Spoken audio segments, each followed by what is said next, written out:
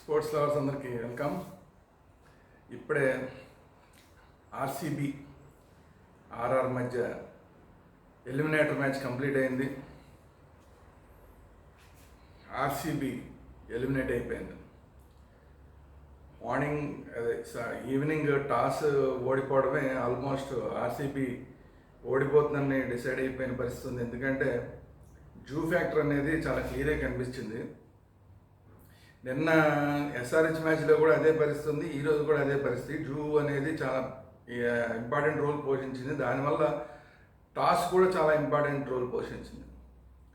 Toss గెలిచిన Rajasthan క్లెవర్గా bowling తీసుకుంది. ముందుగా ఆర్సీబీని బ్యాటింగ్ దింపింది. ఆర్సీబీ అంటే 200 బిలోనే చేయడం వల్ల పెద్దగా పోరాడడానికి ఆర్సీబీ బౌలర్స్ కూడా పెద్ద ఛాన్స్ దక్కల. దానికి తోడు జూ ఫ్యాక్టర్ ఉండడం వల్ల వికెట్లు కూడా అంత తేలిగ్గా దక్కలేదు. సో అందువల్ల ఈజీగా విక్టరీ అయింది రాజస్థాన్ రాయల్స్కి. సో ఎలిమినేటర్ మ్యాచ్లో రాజస్థాన్ రాయల్స్ గెలిచి ఇప్పుడు సన్ రైజర్స్ హైదరాబాద్ తోటి శుక్రవారం నాడు క్వాలిఫైయర్ 2లో తలపడడానికి సిద్ధపడింది.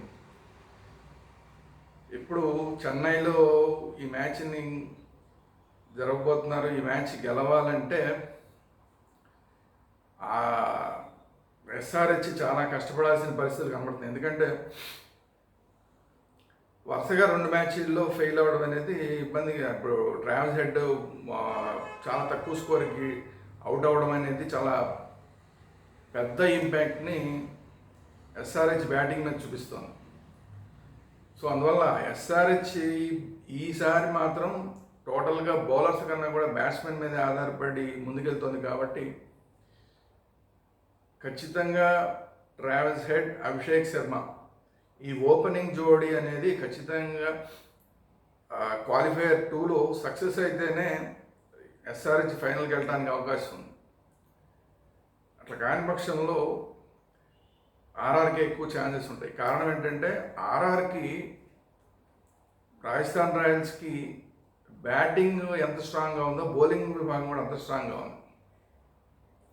రావడమే బౌల్ట్ ఎక్కువగా వికెట్లు తీయడం అనేది పవర్ ప్లేలోనే వికెట్లు తీయడం అనేది ఒక అలవాటుగా మార్చుకున్న బోల్ట్ ఉన్న సందర్భంలో, అలాగే అతన్ని తర్వాత వచ్చే శర్మ కూడా అద్భుతంగా బౌలింగ్ వేస్తున్నాడు.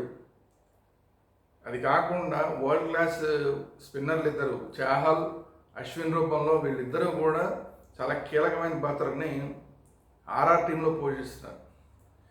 అందువల్ల వీళ్ళందరినీ తట్టుకొని బ్యాటింగ్ చేయడం అనేది చాలా ఇంపార్టెంట్.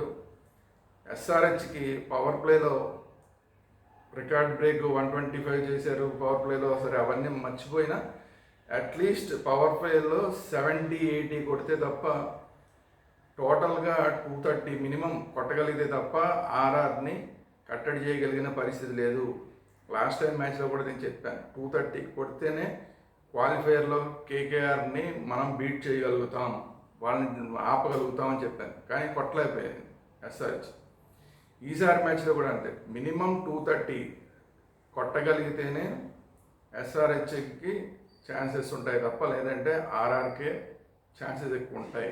ఎందుకంటే బౌలింగ్ విభాగం అలాగే బ్యాటింగ్ విభాగం రెండు కూడా స్ట్రాంగ్గా ఉన్నాయి. మనకి ఒక రకంగా బౌలింగ్ విభాగంలో మూవీ స్ట్రైక్ అయితేనే స్ట్రైక్ అవుతున్నట్టుంది తప్ప మిగతా వాళ్ళు ఎవరు కూడా ఆ స్థాయిలో ప్రారంభమైన ఓవర్లలో పవర్ ప్లేలో వికెట్లు తీయలేకపోతున్నారు. ఇది చాలా ఎఫెక్ట్ కొడుతుంది. సో సరే, తర్వాత కమిన్స్ వేస్తున్నాడు అనుకోండి, నట్టు మాత్రం బ్రహ్మాండంగా వేస్తున్నాడు. నట్టు మీద ఒక్కడి మీద ఆధారపడి మ్యాచ్ గెలవడం అనేది ఇంపాసిబుల్. శ్రీలంక స్పిన్నర్ని పెట్టుకున్నారు. ఈ ఆప్షన్ తీసుకోవడం మరి అవసరం కాదా అనేది మళ్ళీ ఇంకోసారి ఆలోచించారు. సో త్రిపాఠి 2 మ్యాచ్లు బాగా ఆడాడు. త్రిపాఠి కంటిన్యూస్గా ఆడాలి. అలాగే ఎవరైతే మన తెలుగుదేశం ఉన్నాడో రెడ్డి ఖచ్చితంగా మంచిగా ఆడాల్సిన అవసరం ఉంది.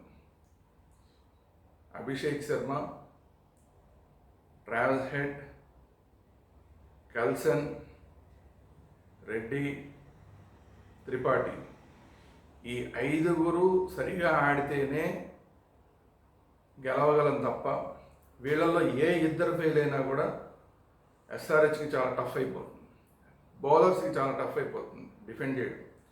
అలాగే ఫస్ట్ మనం బౌలింగ్ కనుక చేసినా కూడా అవతల వాళ్ళని కట్టడి చేయడం అనేది 200 బిలోనే మనం కట్టడి చేయగలిగితేనే మనకు ఛాన్సెస్ ఉంటాయి తప్ప 200 దాటితే ఎంతవరకు చేయగలుగుతాం అనేది కూడా మళ్ళీ ఆలోచించాల్సిన పరిస్థితి ఉంది.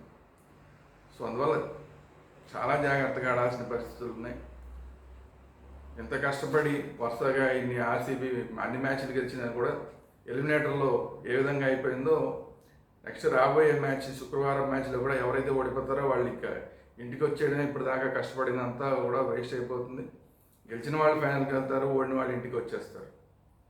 సో అందువల్ల ఎస్ఆర్హెచ్ చాలా జాగ్రత్తగా ఆడాలి. అది కాకుండా వాళ్ళ మ్యాచ్లో ఇంకొకటి ఏంటంటే మార్నింగ్ నుంచి వచ్చిన వార్తలు ఏంటంటే ఆర్సీబీకి కొంచెం అటాక్ చేస్తాం ఆర్సీబీ మీద అని చెప్పి తీవ్రవాదులు ఏదో హెచ్చరించినట్టుగా కొన్ని వార్తలు వచ్చినాయి. దానివల్ల అసలు మార్నింగ్ ప్రాక్టీస్ సెషన్ కూడా వదిలేసుకుంది ఆర్సీబీ అని చెప్పి వార్తలు వచ్చినాయి. అది కాకుండా విరాట్ కోహ్లీ కూడా థ్రెట్ ఉందని వార్తలు వచ్చినాయి. ఈ వార్తలు అన్నింటి మధ్యన కూడా కొంచెం ప్రెషర్ ఉన్నట్టుంది ఆర్సీబీ మీద.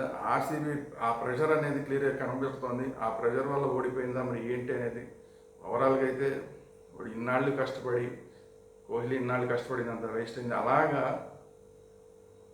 ఎస్ఆర్హెచ్ రికార్డ్ బ్రేక్ 287 కొట్టిన కష్టం ఏదైతే ఉందో అది పోకుండా ఉండాలంటే 164ని 9.4 అవర్స్లోనే కొట్టేసిన చరిత్ర ఏదైతే ఉందో అది వేస్ట్ అవ్వకుండా ఉండాలంటే ఖచ్చితంగా ఈ క్వాలిఫైయర్ 2లో అద్భుతమైన బ్యాటింగ్ చేయాలి. ఓపెనింగ్ భాగస్వామ్యం అనేది రికార్డు భాగస్వామ్యం రావాల్సిన అవసరం ఉంది. మరి జరుగుతుందా లేదా? కల్సన్ స్ట్రైక్ అవుతాడా, హెడ్ స్ట్రైక్ అవుతాడా, అభిషేక్ స్ట్రైక్ అవుతాడా, త్రిపాఠి స్ట్రైక్ అవుతాడా, రెడ్డి స్ట్రైక్ అవుతాడా? వీళ్ళలో కనీసం ముగ్గురన్నా గ్యారంటీగా మంచి హిట్టింగ్ చేసి మంచి స్కోర్ చేయగలిగితేనే ఎస్ఆర్హెచ్కి ఛాన్స్ ఉంది. లేదంటే కనుక ఆర్ఆర్ చాలా బ్యాలెన్స్డ్గా ఉంది. ఆ బ్యాలెన్స్గా ఉన్న ఆ టీంని తట్టుకోవాలంటే ఖచ్చితంగా స్కోర్ చేయడం ఒకటే మార్గం, ఎక్కువ స్కోర్ చేయడం ఒకటే మార్గం. ఒకవేళ మనం ఫస్ట్ బౌలింగ్ చేస్తే చాలా ఫాస్ట్గా కొట్టడం అనేది ఏదైతే పవర్ ప్లేలో మనం ఎప్పటి నుంచి చూపిస్తున్నామో దాన్ని మళ్ళీ ఇంకోసారి చేసి చూపించడం అనేది చాలా అవసరం. మరి మన బ్యాటర్స్ ఎంతవరకు సక్సెస్ అవుతారో చూద్దాం.